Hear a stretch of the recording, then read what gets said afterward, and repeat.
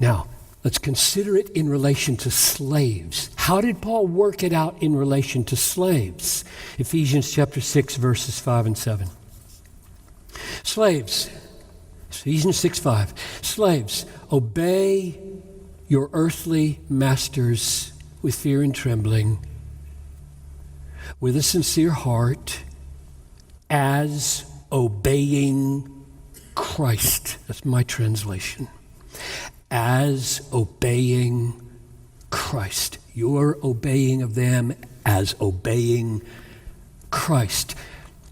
Not by way of eye service, as a man pleaser, but as slaves of Christ, doing the will of God from the heart, rendering service with a good will as to Christ, not to man.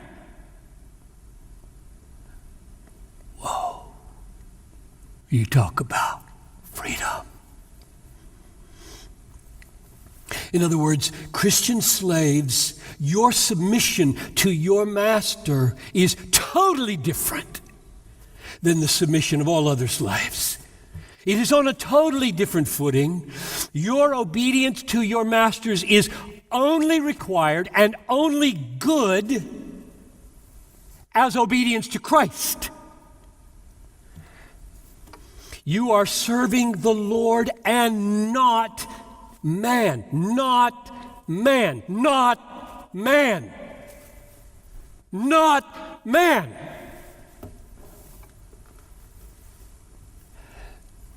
That obligation is nullified. There is no inherent authority in a master over a slave. All is from Christ. All is for Christ.